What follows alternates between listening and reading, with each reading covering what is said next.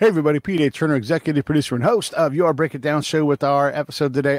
Instant classic. I love it. I love Joe Posnanski. He is probably the most recognized and successful sports writer. If it's not him, it's someone who they know each other. They have each other's phone numbers. You know, he's one of the most incredible people out there. If you love baseball, if you love sports, if you love the Cleveland Browns for some reason, he is a guy that you need to be reading. Whether you're on The Athletic like I am, I spend money there, not an ad, just being honest. I spend money on The Athletic to support what these guys do. And one of the things Joe has done over the last few years is he's written this series of bios for the top 100 baseball players of all time. And as the project has grown, he's evolved it. It was on his blog, then it was on Patreon, and now it's on The Athletic. And now it's an 800-page book called Baseball 100. And I'm telling you right now, if you love baseball, if you love history, if you love all of the things that weave in, the zeitgeist, all of these things, then you want to get this book. It's fantastic. Joe and Dan McLaughlin and I all have a conversation that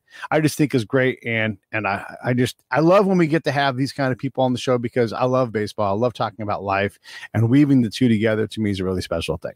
Hey, Ride for the Brave. That's going on right now. I'm probably going to be done here pretty quick and getting off in Dallas. I don't know exactly where we're at, but I can tell you this. I love doing charity. I know you guys will too. If you find yourself trying to think, what am I going to do next? Think about charity. Think about it. It's something that you can do. It's not supposed to be easy.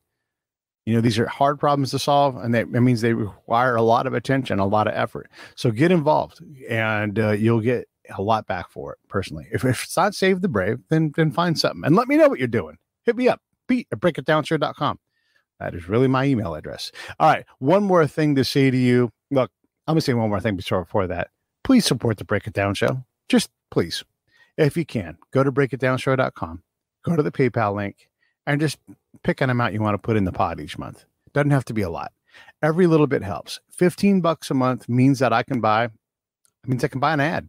You know, and that is what gets people to see the show. And that is how we get together and do things. I work hard for this. It means a lot. All of you who are already doing it, thank you, thank you, thank you, thank you. You know who you are. You know, we talk all the time. I love it. Thank you all so much for your support. Let's continue to do it. I'm going to be going on the road here soon, going all over Texas and Arizona and going further east than that. So you're going to get a lot more content from me. But in the meantime, holy cow, buy this book, Baseball 100. Buy it for your baseball people in your life. Here comes Joe Posnanski. Lions Rock Productions. This is Jay Moore. This is Greg Cruz. This is Bryce Vine. This is Dexter from The Offspring. This is Nathan This East. is Sebastian Younger. This is Daryl Amy. This is Stuart Copeland. This is Mick Gillette. This is Andy Summers. This is Dr. Bob Greenberg. This is Gabby Reese. This is Rob Bell. Hey, this is John Leon Guerrero. Hey, and this is Pete A. Turner. This is Joe Posnanski, and you're watching The Break It Down Show. And now, The Break It Down Show with John Leon Guerrero and Pete A. Turner. Hey, man, I got a couple nice things to say to you, and I like to do this thing because a lot of times people don't get to hear a lot of nice things about them, and you're like, oh, come on, stop. But anyhow, first off, incredible, if not the best. We'll just say all of the people who are the best sports writers in the nation know exactly who you are, and you guys all know each other. You're one of the very best, if not the best.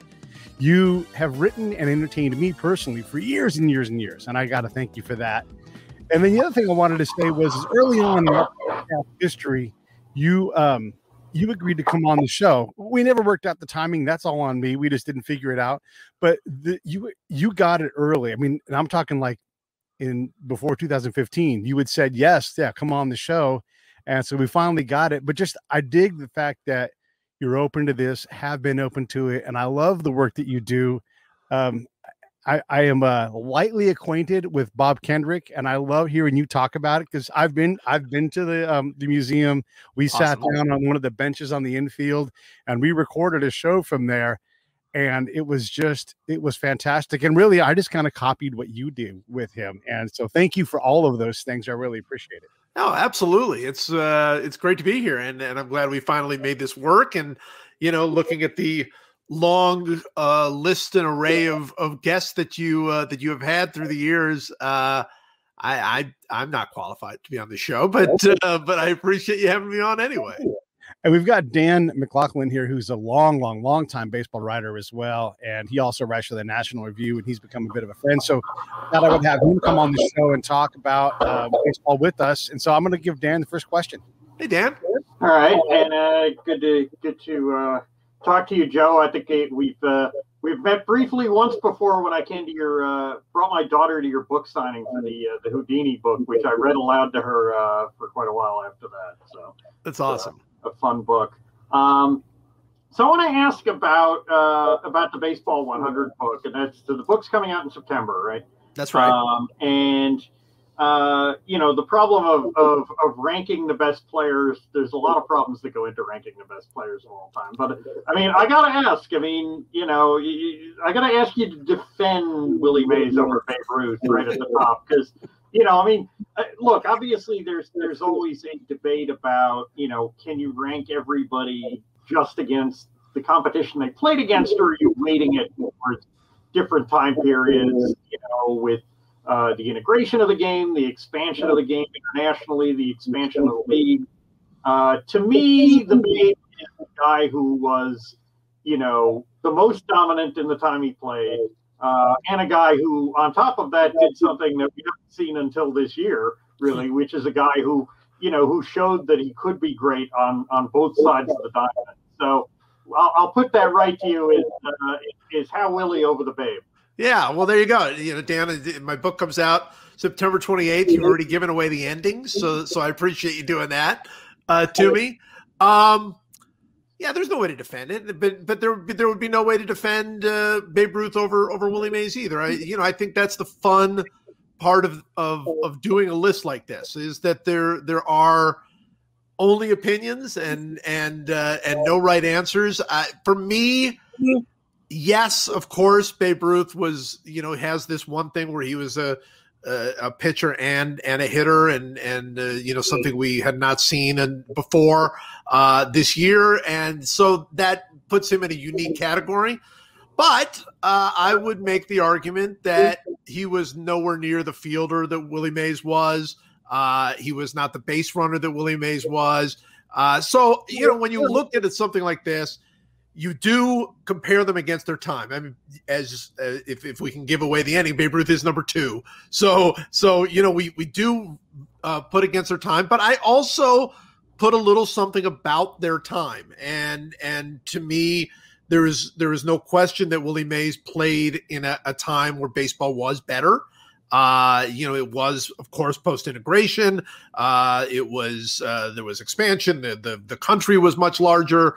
There were so many things that made, I think, Willie Mays' time better, and the way he dominated the game and so many different things that he did. That's what gave him the edge for me. But you will not be surprised to know, and I know you actually do know this, you are not the first person to mention to me that Babe Ruth should have been number 1. And certainly could have been. And I wasn't trying to be controversial or anything. I just sort of looked at both their cases and at the end of the day just said, I'm going to go with Willie Mays and I'll feel good about it. I mean, the other ranking question to me is I think we've been happy at the global level to see the Negro Leagues represented as a recognition that those were major league caliber players who, at least for a good deal of their league play, were playing major league caliber competition. That being said, I mean, and I know you've ranked a number of the top Negro League players, but the statistical record we have is still very uneven. It is still evolving, for somebody like me who grew up reading like the Macmillan Encyclopedia, right? We had to adjust to the fact that like all the numbers that we learned from the 19th century have all changed by now. Right. And that's probably going to happen for the foreseeable future for the numbers that we have for Negro League competition. But how do you figure out, it's easy to say, well, Satchel Paige belongs way up there. Josh Gibson belongs way up there. Oscar Charleston belongs way up there. But where up there? How do you kind of come to settle on where to put those guys? Well, I mean, there's no question when you're trying to rank those kinds of guys that it's more art than science. I mean, you don't really have the numbers to use the way that you do for major leaguers, of course. And the numbers that we have, not only are they evolving, they are very limited because of the way the Negro Leagues was structured, right? The teams didn't only play each other; they played all of these town teams. They traveled and played 2 or 3 games a day. And what do you do with those numbers? Most of those numbers will never be recovered. And even if they are recovered, what do you make of those numbers when you're hitting 3 or 4 or 5 home runs against a factory worker? So it's a very difficult thing to do. But the good thing is there's been so much research and so many people now that have gone back and tried to get contemporary accounts of these guys. And so what you see is Joe DiMaggio said Satchel Paige is the best pitcher he ever faced, right? That carries a lot of weight, not just because Joe DiMaggio said it, but because he said it about somebody that at the time that Joe DiMaggio was saying it was not getting the kind of – it's easy now for somebody to go back and say, oh, Satchel Paige was great. But that was at a time when people were not saying that about Satchel Paige or anybody else in the Negro Leagues. You have John McGraw saying that Pop Lloyd is the best player he ever saw. I mean, that carries a lot of weight. And, there's so many people who talk about Oscar Charleston being the best player they've ever seen. So it really is something that I think for me, it was really, really a lot of fun. I mean, the rankings, as you know, for me, were an opportunity to tell the story of baseball. That's what I wanted to do with this book. It was much. I didn't want to start arguments. I knew that I would, but my idea is tell the story of baseball through the 100 greatest players of all time, and so I was able to, in my mind, put these guys where I thought they belonged, and I feel really good about it. There is some art, though, in your ranking. Ricky Henderson is number 24. Yes. Jackie Robinson is number 42. And you speak about this. I've been reading this project that you've been working on for years. So I'm super tickled that you're doing the whole book about it. But talk about some of the non-ranked based choices and, where it was more the art than the numbers. Yeah, the first one, the one that'll get everybody and did get everybody mad when I first did it, and will get everybody mad again when the book comes out, was that I put Joe DiMaggio number 56. My feeling for the 56 game hitting streak. I mean, that's why he's there. My feeling was, and there are a bunch of these in there. There are probably 30 or 40 in there where I didn't just rank them. I connected them with a number that I felt like they belonged. Like, where would Tom Seaver be if I had put this list, if I had taken this list so seriously, I felt like there was a difference between 37 and 36 or something? I don't know, but 42 was a really good number for him. 41 for him, 42 for Jackie Robinson. Pretty good numbers because that was his number, and it was, they're connected in so many ways. So I wanted, again, that the idea of this being, to me, more art than science, I wanted to connect certain players to certain numbers. And then when I got to about 20, so number 20, I don't want to give too much away, but number 20 is a tie. And then I skipped 19. So there is no 19th greatest player of all time because of the 1919 Black Sox. So I skipped 19 as not, I guess, the anti-homage to the 1919 Black Sox. But after that, I really tried my very best. I mean, what's the difference between 5 and 6 and 7? I mean, these are the greatest players of all time. But I tried to somewhat differentiate them if I could. But above that, to me, it was more important to me to attach the player to a number that I loved and that I thought really spoke to their greatness than it was, okay, if I move them up 2 spots, would it make a difference? Of course, by choosing to leave off 1919 as perhaps the darkest hour in baseball history, you accidentally gave us 2020, which some would see as a much worse season for baseball. I can only plead that I wrote it before 2020 turned into the disaster that it turned into. So I can at least say that.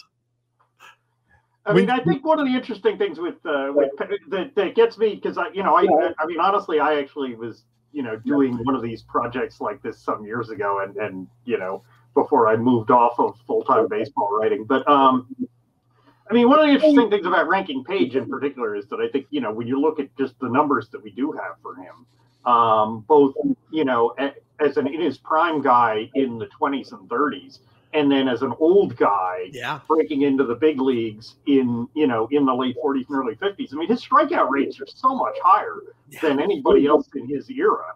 And he's such he's an above average strikeout pitcher when he comes into the major leagues in his 40s. That does jump out at me.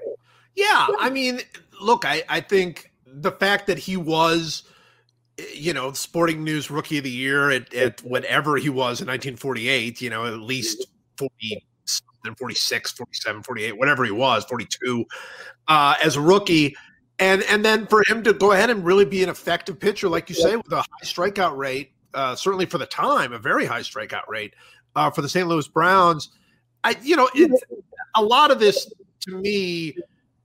We had no choice but to sort of work backward, right? I think about a guy like Monty Irvin, who is on this list. I give that away.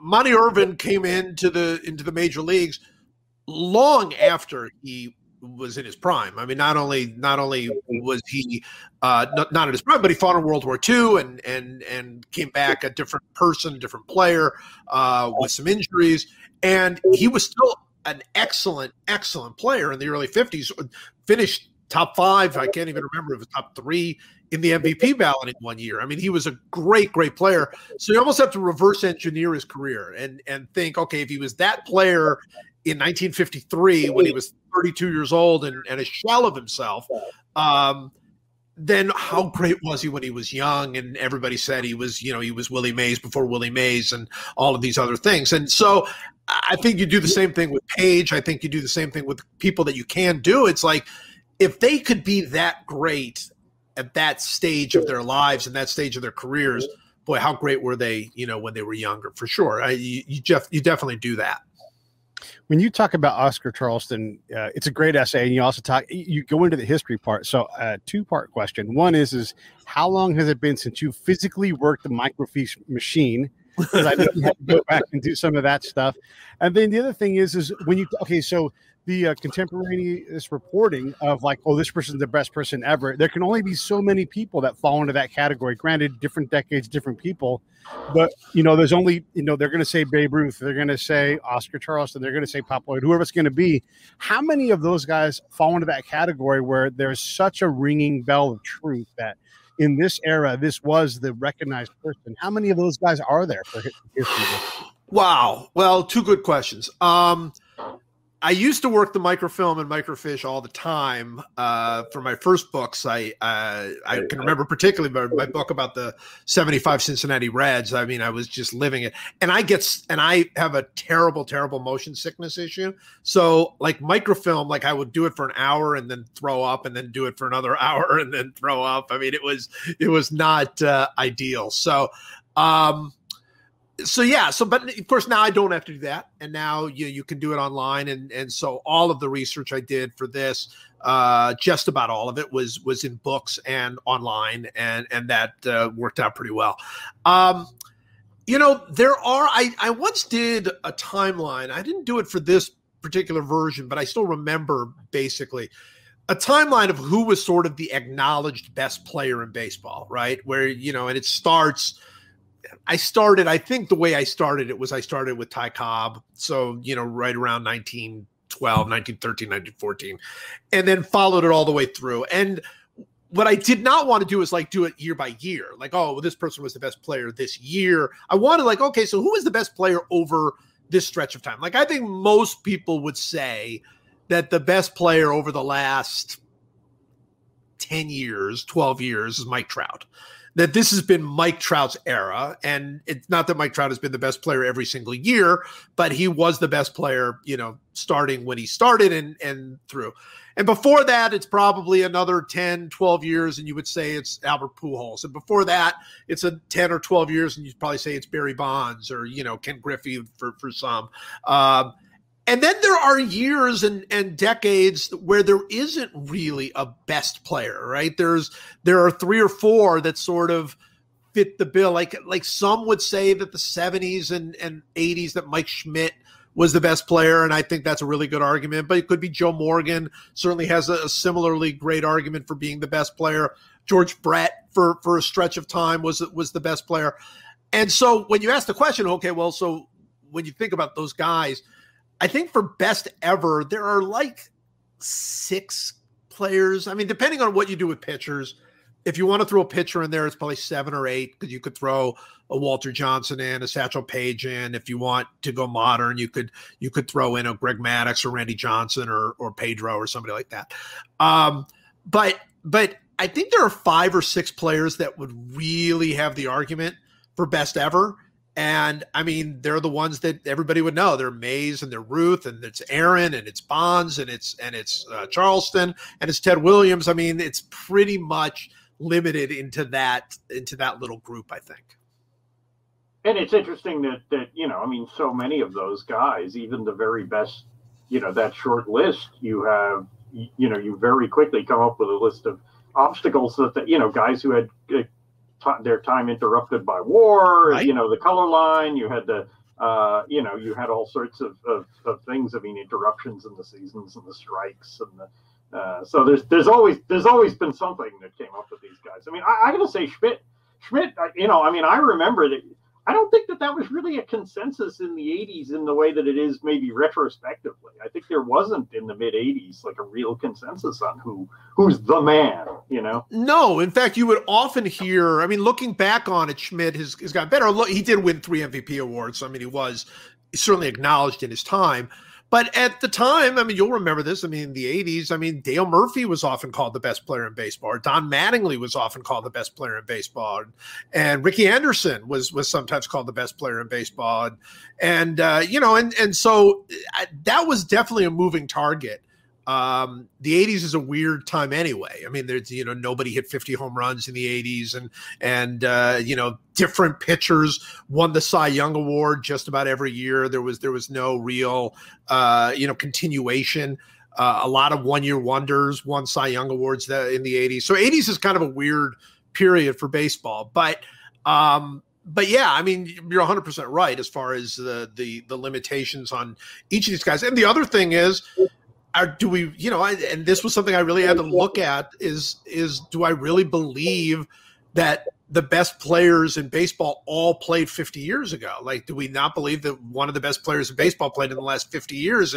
And baseball is just sort of one of those games that, I think pushes us to romanticize the past a little more. The statistics are a little bit better in the past for various reasons.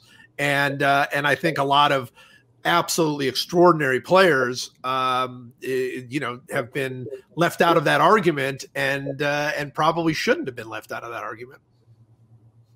When you look at like the players from the different eras, we talk about, the color line and all that, but there's a lot of eras that are built in with this. Like the era of your dad saying, "I'll be goddamned if you're going to play baseball," and the kid, "Dad, I won't play," right? Just the opportunity to play, the amount of choices that people have to go do something at a high level. I mean, hockey, track, and you can be a multimillionaire track and field now, right? So there's all these different things that draw talent away, or heck. I always laugh about performance enhancing drugs because you can put a dead dude's tendon in your body and that's not performance enhancing. But tell that to Pud Galvin or any of those guys from the early. I at one point did an evaluation of 300 game winners, and up to about Lefty Grove, that's all ancient stuff. It doesn't make any sense. Everybody blew their arm out at 32 and they were done, but they'd won 300 games. Lefty Grove forward, it kind of changes. So when you look at these eras, what is the most significant? I mean, even the Negro leagues didn't have all the talent because it just simply couldn't get there. There wasn't enough of anything to really let all that talent shine. Is there more talent now on the field than ever? I don't know. How do you sort out these different eras and what is contextually important and what isn't? Yeah, it's tough. It's really tough. I am of the belief that baseball, the talent in baseball is better than it's ever been.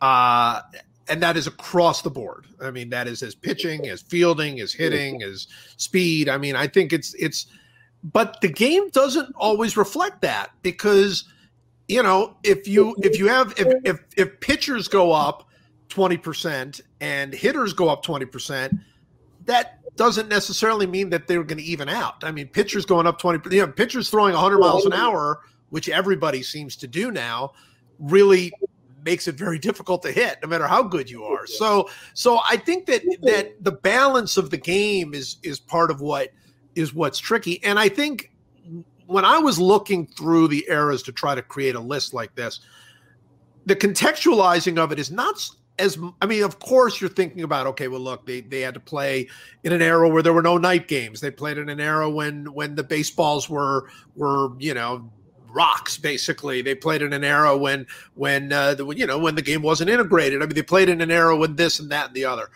And all of that's true, but I am for context, one thing I look at is what was dominating the game at that time. Like, in dead ball, before 1920, pitching dominated the game. There was no power. There were no home run hitters. I mean, a home run hitter would hit 12, 14, 16 home runs in a year. You would lead the league with that kind of thing. Same thing, and then in the 30s, late 20s, early 30s, hitting dominated the game, and everybody hit, it was post Ruth, and everybody hit, 350 and 380 and 400 up to Ted Williams in 41. And then, then there's the war years, and then the 50s is sort of, it's a little bit more offense dominated. The 60s is very much pitching dominated, and the 70s is pitching dominated. So that was the context that I was looking at, and that's where you try to find that. And one of the real treasures that I think that you find when you look at that is you can find a player, like everybody knows Carl Yastrzemski was a great player. He's in the Hall of Fame, and he's one of the greatest players ever. But when you really contextualize the time he played in, where pitchers were utterly, utterly dominating the game, for him to do the things that he was able to do in the late 60s and early 70s, I mean, he really is one of the, I don't remember exactly where I ranked him, but he's one of the all-time greatest players. And he sometimes doesn't get seen that because his numbers aren't as good as somebody from, the 30s. His numbers are, you look at a guy like Jimmy Fox and you're like, oh my gosh, I mean, who could ever be better than Jimmy Fox? But yet you look at Yastrzemski's numbers and they're not anywhere near as good, but I think Yastrzemski was probably a better player. So, I mean, it's a very, that part was really fun, trying to find context of who dominated the era and why. I mean, the two great long marches of the game that have just all gone in one direction from 1871 to 2021 are, year in and year out, there's a smaller percentage of balls in play, and there's a smaller percentage of innings thrown by, a team's best pitcher, best four pitchers, best six pitchers. And,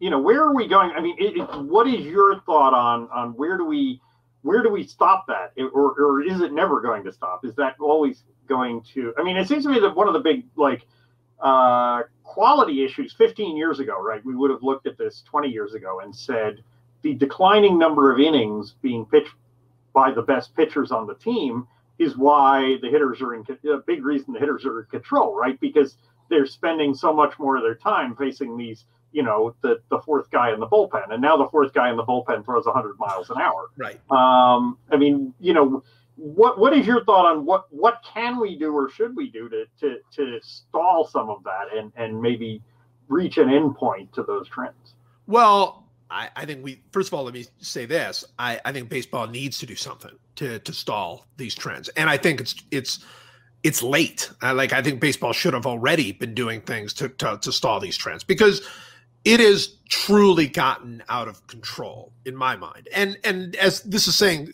someone saying this who absolutely loves the game and always will, they can punish me forever. The game can keep going down and down, but I'm going to love the game. But others won't. And so I think, for a while there, everybody was talking about pace of play. That was the big issue. But pace of play is a direct, it directly impacts the things you're talking about. I mean, pace of play is pitchers taking a long time between pitches so they can gear up and throw 100 miles an hour, which makes it very difficult for a hitter to put the ball in play, which makes it very difficult for any of us to enjoy the game. I mean, it's when you have long periods of time where you don't see balls in play, you can now go half an hour, 2 innings, half an hour, and you'll see 1 ball in play or 2 balls in play. I mean, that's not the kind of baseball that people want to see. And people always said, like, I love 1-0 games. Like, you'll always hear people say, like, I'm a purist, I love low scoring games. Yeah, but low scoring games where you see great defense, and low scoring games where you see, pitchers trying to work their way out of jams, and so many of those things that used to really be the quality of baseball. They used to take baseball up. And now it's, you can't keep up with all the names. So you've got all of these new pitchers coming into a game. I mean, teams have 13 pitchers on their rosters now, sometimes 14 if they feel overwhelmed. And, all of them throw unbelievably hard, but they don't have to throw hard for very long. I mean, they only have to throw, an inning, 2/3 of an inning, 1/3 of an inning. I mean, they put in rules to try to make it so that pitchers have to stay in the game longer. I mean, you have to face 3 batters and all of that. But even with that, you're still seeing 5, 6, 7 pitchers a game per team, and it's not good. It's not good. And I would love to see baseball do some things. And, there are ways to do it by limiting rosters. There are ways to do it by limiting. I don't like artificially limiting stuff, but I think saying, okay, well, look, you can only carry 11 pitchers would change the dynamic of the game. Now, of course, short term, it would cause real problems because pitchers are not being trained to go longer in games. I mean, this is a real issue, and we already have so many injuries. So now you're going to push that pitch count. I mean, how does that change it? But I think something has to break in order for this long term for baseball to take the steps. I think there are so many things missing in the drama and the story of baseball right now. And I think it's directly related to not enough balls in play, too many pitchers, too much time sort of wasted. And I think it's wasted. It's for a pitcher, it's not wasted. I would take as much time as I could if I'm about to throw another 100-mile-an-hour pitch. But speeding that up and sort of saying, okay, look, you can't throw 100 miles an hour every time. I mean, you've just got to go out there and pitch. I think would somewhat change the dynamic. It's hard to do. I mean, it really is. And baseball's been wrestling with it. Yeah, I mean, one of the points that you hit. I mean, just the depth of these pitching staffs. Yeah, and, they're incredible. The turnover. I mean, if you were like the semi-devoted fan, right? Not the fanatic, not the very occasional fan, but like the person who watches like 100 games a year. Yeah. Right. And you pick up the paper, but you're not following the transaction wire. Like, at least once a week, you're going to see some person pitching for your team that you've never heard of. Right. And that's just, that's not the way it was supposed to be. And not only that you've never heard of pitching for your team, but pitching in a key situation. I mean, like pitching with the score tied in the 6th inning or 7th inning because that person that you've never heard of still throws 100 miles an hour. And look, I think one of the problems is throwing 100 miles an hour, of course, is an incredible thing. But what you are seeing is if you don't have to throw more than 8 pitches in a game or 10 pitches in a game or 12 pitches in a game, you can throw 100 miles an hour. If you have to throw 70 pitches in a game, you can't. I mean, unless you're Jacob deGrom or something. You have to be very, very special to be able to throw that many pitches in a game, certainly 100, 120 like they used to be able to do that. And that's why, I mean, of course, Nolan Ryan could throw 100 miles an hour. But Nolan Ryan didn't throw 100 miles an hour every time out. I mean, he, in fact, it's very famous that when they went out to actually time his pitch, the pitch that ended up being in the Guinness Book of World Records, it wasn't until the very last pitch of the game that they got him clocked over 100 miles an hour, which tells you about his arm. I mean, what a remarkable arm he had. But it also tells you that it's not. Even a guy like that couldn't summon that up every single time, knowing that he had a full game to pitch. And so, I'm not trying to downplay how incredible it is to see somebody throw 100 miles an hour because it is. But if you see 50 people throwing 100 miles an hour, that might tell you that the game has changed to allow that. And the way that has allowed that is you go out, your max effort for a few pitches, and then you're out of the game, and you don't have to worry about it. And I don't think that's the way the game was meant to be played, to be honest. One of my things to speed the rate of play up is this ridiculous thing where the manager has to come out and then signal to the ball, like just have the dude standing next to you. You know, it's not like these are all mystery choices. On occasion, yeah, something crazy happens, but hockey changes players on the fly. Let's do that, you know. So you don't like the morality play of the manager coming out and taking the baseball and patting the guy and then waiting for the other guy to come in and giving him the like it's like a royal ceremony to give the other guy the baseball. You know, you're not into that. The only time I like it is like when you get those stories like Joe Torre's, out there talking, and the guy's like, I got it. I know what he's like. Well, what the hell am I doing here? And then he walks back to the dugout. I love it. Where Kershaw looks at Mattingly and goes, get the hell out of here. Yeah, no way. Then it's fun. Yes. That's the only time I like it. Otherwise, it's just a waste of time. I wanted to ask you, you've studied so much of the history. I got so many history questions, but so Rickey Henderson set the last unbreakable record that got broken, I think, in that Barry Bonds blew. I mean, look, if you reverse engineered James's favorite toy and said, okay, what's it going to take for Rickey Henderson to have the most walks ever, 1% chance, 1%, he finally climbs up. There was no one within sight of him until Bonds went bananas and started getting 200 plus times a year. He shouldn't have broke that record. Like there's no statistical model that proves that. And then I also loved the essay about Bonds because you had the argument with yourself, in the thing. I would love for you to talk about that. So just in brief, like Rickey Henderson. Oh, and I want to say Rickey Henderson was a mirage too of a player. We thought for years that was the prototypical leadoff hitter. Tim Raines was close, but didn't do it as long. But he was such a freak. He allowed people to believe that freaks were normal, but they weren't. Only he could do it. Only he could do it as long as he did it. And it makes him truly, he's a guy you could have put on the list twice, truly. And said, Absolutely. No, I mean, Bill James is the one that made the famous line about him that you split his career in half and you have two Hall of Famers, right? You have Rickey Henderson, the run scorer, Rickey Henderson, the base stealer, Rickey Henderson, the leadoff hitter, Rickey Henderson, the, whatever. And it's true. The Bonds walk record is really one of the craziest things because so many of those walks were intentional. That's what really makes it crazy. I mean, he was intentionally walked 120 times in 2004. I mean, there's never been anything like it, and I suspect there'll never be anything like it again. I mean, it was somebody who had literally gotten so good by whatever means, whatever steps he had to do that, had gotten so good he broke the game. I mean, there was no situation where they felt that they could pitch to him, and when they did to pitch to him, he hit 370 and, hit a home run every 6 or 7 at bats or whatever it was. And it was crazy. So, he did break the walk record and he had a great eye throughout his career, but you take away the intentional walks and it's a very different story. And so intentional walks to me should be a separate category. I mean, they count, of course, but they're not walks in the same way that Rickey Henderson drew walks. Bonds was one of the, as he is for everybody, he's one of the most challenging characters to try to sum up, to try to write about. Obviously, there's the Barry Bonds of the 2000s who broke the home run record and then broke the career home run record, and everybody felt like in real time, unlike with McGuire and Sosa when they broke Maris's record, it was largely wholesome, and it wasn't until later that people started talking about steroids.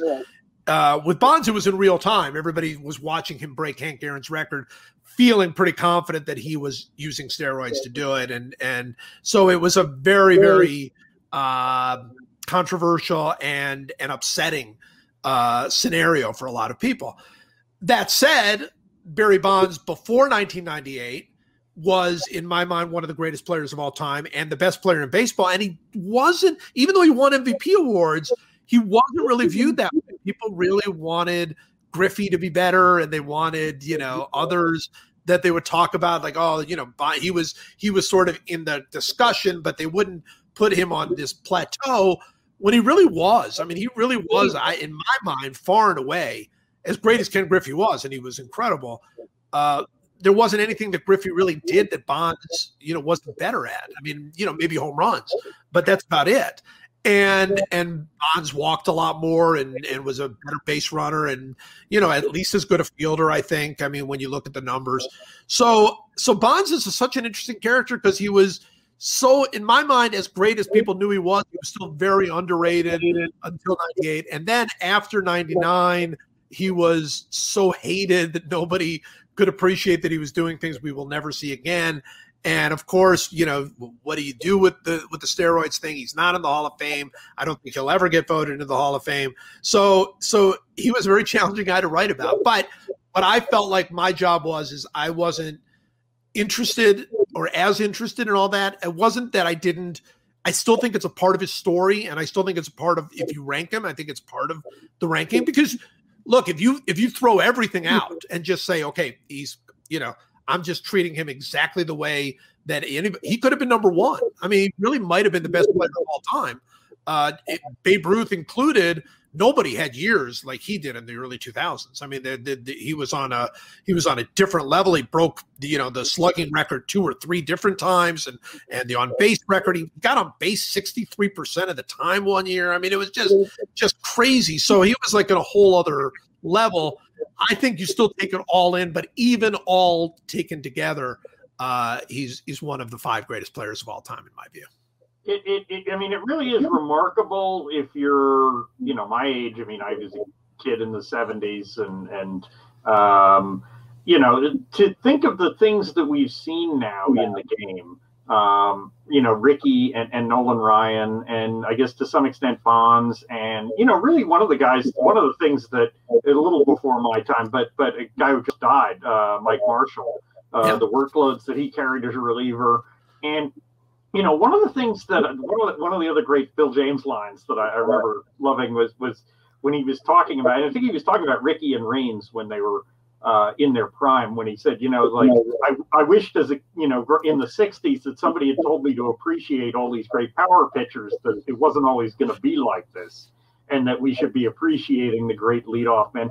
I mean, other than the obvious Ohtani, sort of what do you see in the game today that you want to tell, like, a 20-year-old fan, like, appreciate this because you won't see this again? We are seeing the greatest collection of young players, I think, that I've ever seen in my life. And some of that has been, unfortunately, stopped because of injuries. I mean, this year, over in Atlanta, Ronald Acuna Jr. got hurt, and he's going to miss a year.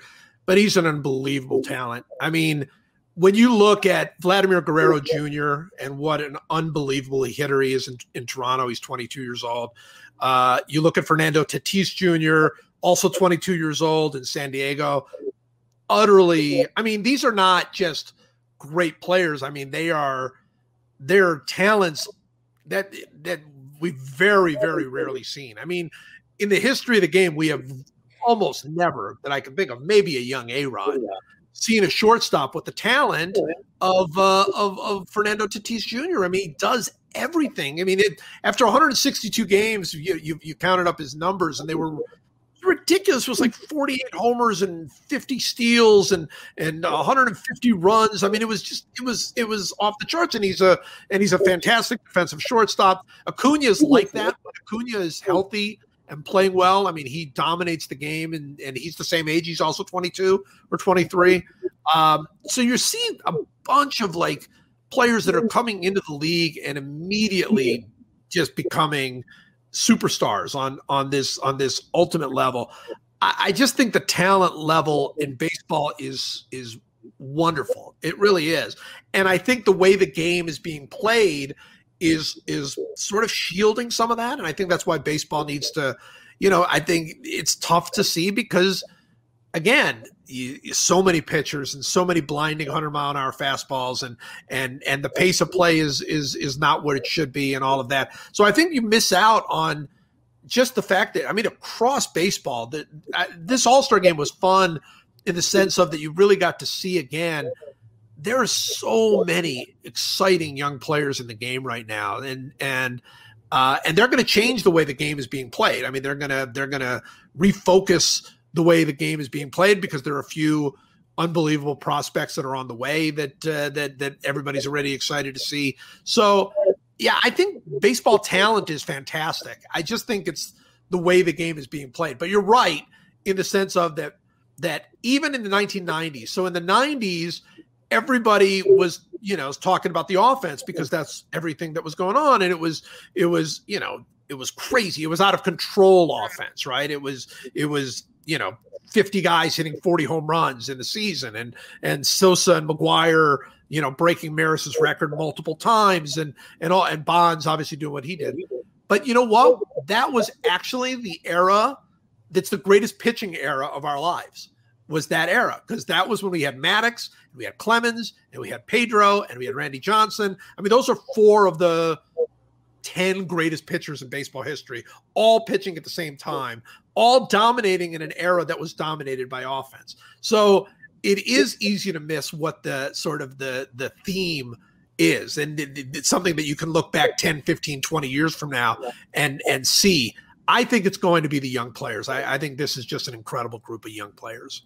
That's such Pedro really, I mean, I guess maybe the only comparison you would have is maybe Honus Wagner in terms of like a guy who was just not just a monster, but a monster straight into the teeth of the most hostile conditions. I mean, here he is, he's pitching in Fenway Park in 99, 2000 and really trying to, really doing things that other people couldn't do in far more favorable conditions. I would make the argument, and I think I do in the book, that 1999-2000 Pedro is the best pitcher who ever lived. And that doesn't make him the best pitcher of all time because it's a career, it's not 2 years. But I think for 2 years, in the same way that people talk about Koufax from 64 to 63 to 66, the same way that you talked about, maybe a young Dwight Gooden or Steve Carlton in 72. But I think the best pitcher, Bob Gibson in 68, but I think the best pitcher of all time, if you want to reduce it to one very short period, is Pedro Martinez in 1999-2000. In 99-2000, that time frame, he could throw that high heat straight on the string. It was so fast. And then he could break that changeup inside or outside. It was, you didn't know. Well, he threw his slider, it was like his 4th pitch or his 5th pitch, and yet when he threw it, it was utterly devastating. I mean, he pitched with attitude. I mean, he wanted the inside of the plate, and he was incredible, just incredible. Yeah, I mean, I have to say I'm starting to get a Pedro in 2001 vibe about Jacob deGrom right now. That he's just like he's almost like reached exit velocity and he's breaking apart because he's too good. Yeah, no, I mean, I do think that there are certain players that every now and again you go, oh, that person just, it's like they disappeared and then they appear on top of a mountaintop in a robe or something. Like they've just moved on to the next level of the world. And deGrom, certainly the first half of the season was like that. When you talk about the young players in the game today, it is important to recognize them right now while you have them, because you think about like quartets of players kind of like we have now, where you have like Ankiel, Wood, Pryor, and Zambrano all within 100 miles of each other, and not one of them had a long career. Or the great Trinity, and then add in Tejada shortstops, where you're like, look at all these guys, and Nomar was brilliant, but he was short, and Tejada ran out of, and so we don't know when a tendon is going to snap or, what something else happen, but it happens all the time to players. It's hard to make it through that injury nexus to become a compiler at some point. No question. No question. When you look at, you brought up really good examples of this. I mean, I think of the 2011 Phillies rotation that everybody was like, that's going to be the greatest rotation in the history of baseball, right? It was, they'd gotten Halladay, they got Cliff Lee, they got Cole Hamels, and that's going to be the greatest. I mean, Sports Illustrated, I was working at Sports Illustrated at the time, and we sent Gary Smith, the great Gary Smith, one of the all-time greats in sports journalism, to follow that team. He was a Phillies fan. It was going to be this. And they had 1 year where they were all good, and they never had another year. I mean, they went to the playoffs, and then Halladay broke apart, and Lee was still good but not great, and Hamels kind of descended. it is really touchy. I mean, it's the greatness. I remember when the Angels signed Josh Hamilton. So that was 2012, 2013. I can't remember. I was right after they already had Pujols. So the talk was, wow, 2 MVPs and Pujols and Hamilton, and this is going to be unbelievable. What a middle of the lineup. Has there ever been a better middle of the lineup than Albert Pujols and Josh Hamilton? It's going to be incredible.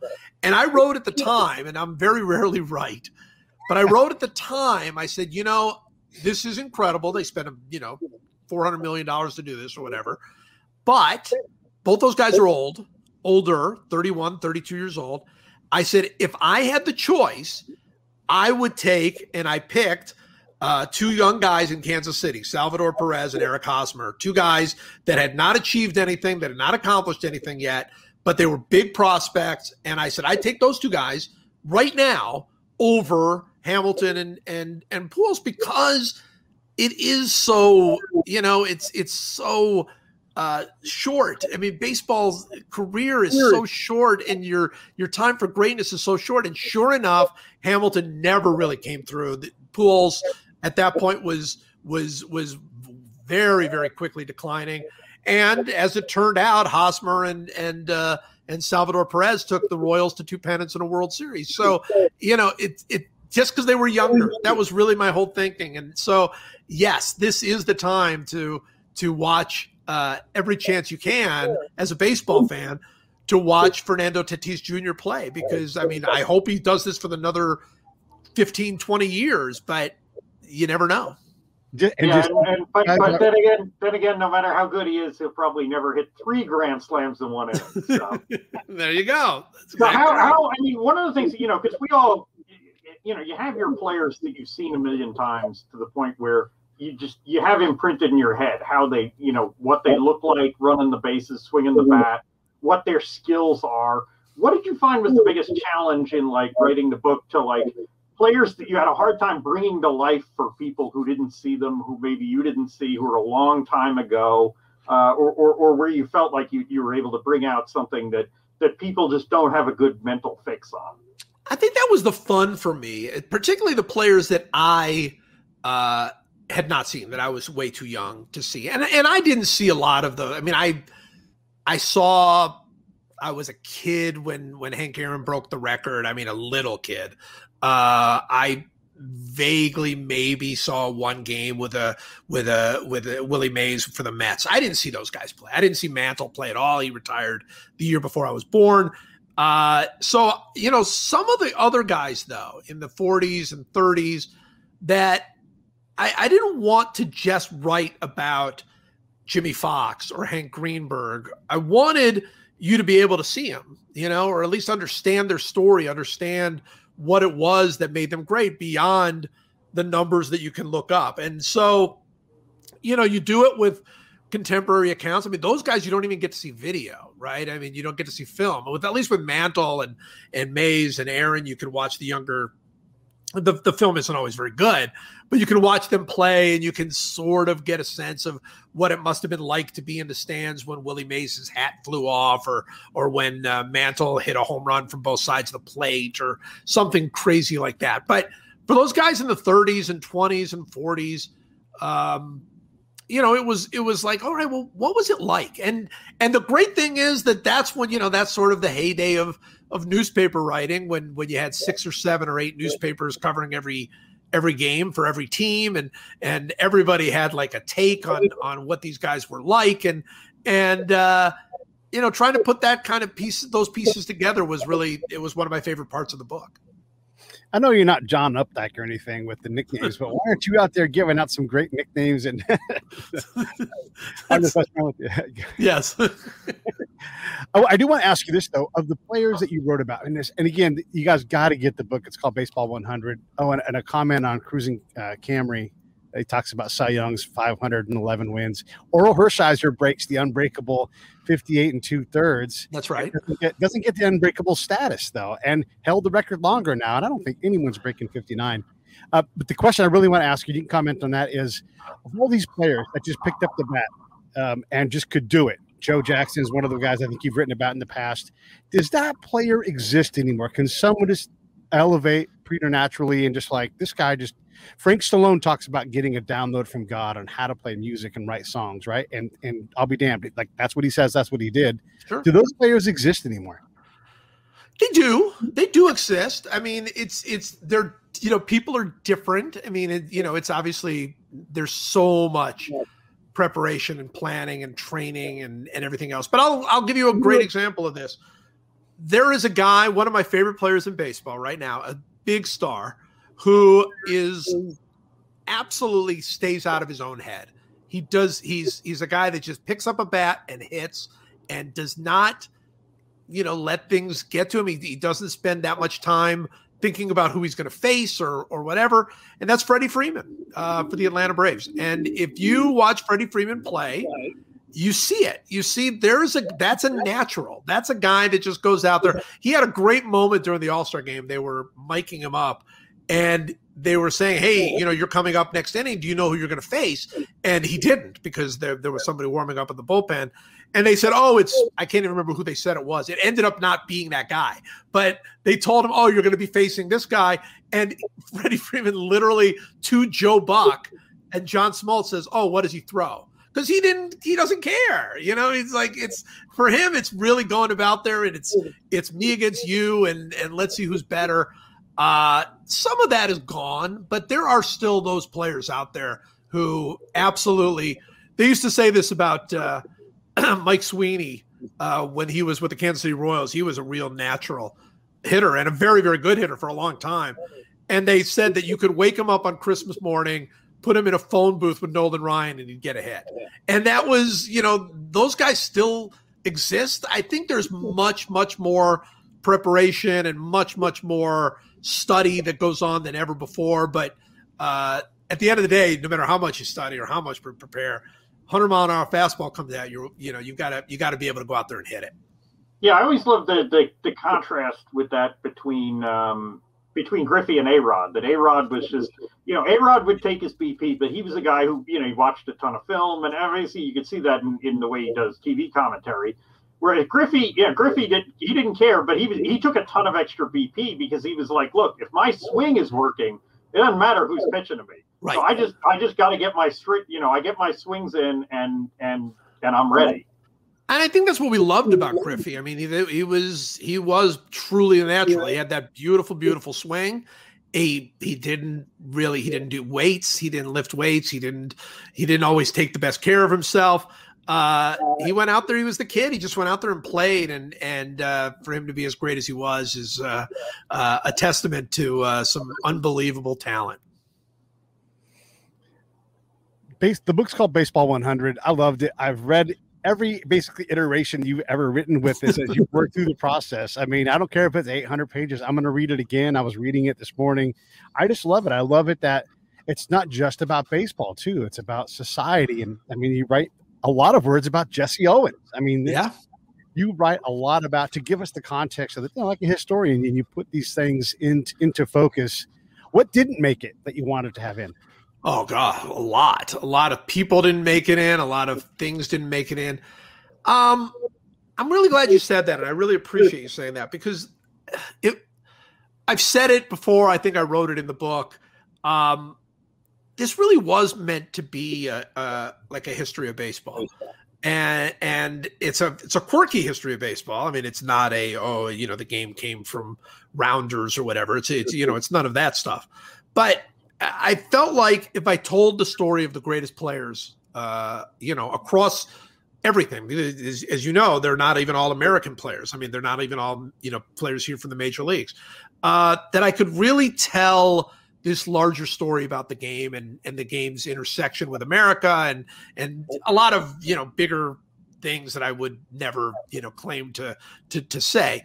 But, it's about fathers and sons and there's a lot of that in there. There's a lot in there about sort of immigrant dreams and things like that. There's a lot in there, of course, about race and I just felt like, and still do feel like, that by telling the story of each of these players in in context of their time and their place, that you can write a book that I think hopefully you can read a lot of different ways. You know, you just say, hey, I like George Brett. I want to read George Brett. Go to George Brett's chapter. But if you want to start from the beginning and read to the end, and, you know, it might take you months to do that. But if you want to do that, I think it reads that way. You know, I mean, I changed quite a few things in the book, and you know, from the original series that I wrote. And I feel like it reads as a book. It reads as a series of chapters. I think people should have a lot of fun with it. I hope they will. Yeah, and I mean, I greatly enjoyed you know, the some of your previous books, the Negro Leagues Soul of Baseball book, and the Big Red Machine book, and the Harry Houdini book, which was definitely off the beaten path. So, yeah. Looking forward to this one as well. Having read a number of a bunch of the essays in the Athletic when I was running there at the time. Thank you. Oh. I think we may have lost Pete's audio, but I think we need to get Pete a Vin Scully bobblehead to go with the ones on our desks here. So there we go. And I wanted to thank you for writing that book with Buck O'Neill. I mean, we needed more of that. It's unfortunate we only got what we got, but thank you for getting what you got, because it's just incredible. And, you know, Buck O'Neill is an example of what we can be. You know, we can certainly see the negative side, but we need those Bucks and you telling those stories to help us have a better understanding of not just baseball, but about life in general, you know? Yeah. I mean, that was my first book, The Soul of Baseball, where I traveled the country with Buck. And it's, you know, there's not a week that goes by that I don't think about Buck or something that he said to me or some piece of advice he gave to me. I mean, he was one of a kind, and you know, that's we do need more Bucks in the world, and I don't know how many Bucks there are, you know, but he was an incredibly special person, and I want to believe that his spirit is in this book too. I mean, that's part of the thing. I mean, there are players in this book that I honestly had never heard of as a very, very big baseball fan, that I had never heard of until I met Buck O'Neill, and Buck would tell me stories about them. And so, you know, I think part of it is that too, is passing the torch and telling stories, and you know, it's a big part of the baseball tradition.